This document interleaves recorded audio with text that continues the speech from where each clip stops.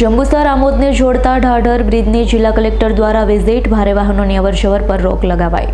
જર્જરિત હાલતમાં આવેલા જંબુસર આમોદને જોડતા ઢાઢર નદી ઉપરના બ્રિજની આજકલ ચિંતાજનક સ્થિતિને લઈ ભરૂચ જિલ્લા કલેક્ટર ગૌરાંગ મકવાણાએ સ્થળ વિઝિટ કરી બ્રિજની સ્થિતિનું નિરીક્ષણ કર્યું હતું. Bharuch collector doctor Gaurang Makwana bridge ઉપર દેખાયેલા દુલનારા વિડીયો અંગે ગંભીરતા દાખવી તકેદારી રૂપે તમામ વાહનોની અવરજવર રોકવાનો મહત્વપૂર્ણ નિર્ણય લીધો છે. હવે એસટી બસ સહિત તમામ ભારદાર વાહનો માટે વૈકલ્પિક રસ્તાની વ્યવસ્થા કરવામાં આવશે.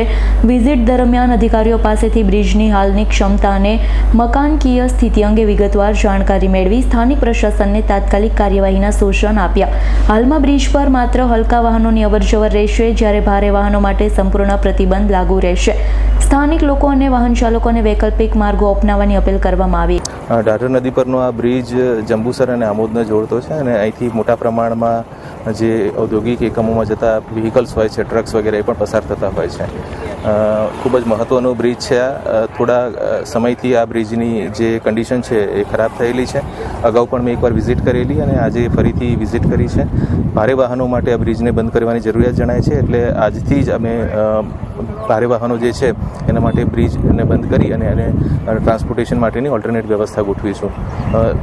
જે બંધ કરીએ છીએ જેટલા સમયગાળા માટે એ દરમિયાનમાં ફટાફટ ઝડપથી આ બ્રિજની મરામત થઈ જાય પણ એટલી જ જરૂરી છે, એટલે એના માટેની જે કાર્યવાહી છે એ પણ તુરંત જ અમે કરીશું.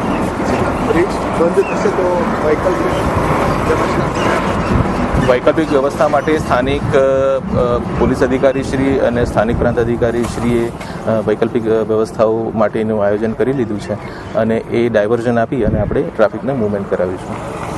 રિયાઝ પટેલનો રિપોર્ટ, S9 ન્યૂઝ, ભરૂચ. અમારી તમામ માહિતીથી અપડેટ રહેવા માટે જોડાયેલા રહો S9 ન્યૂઝ સાથે.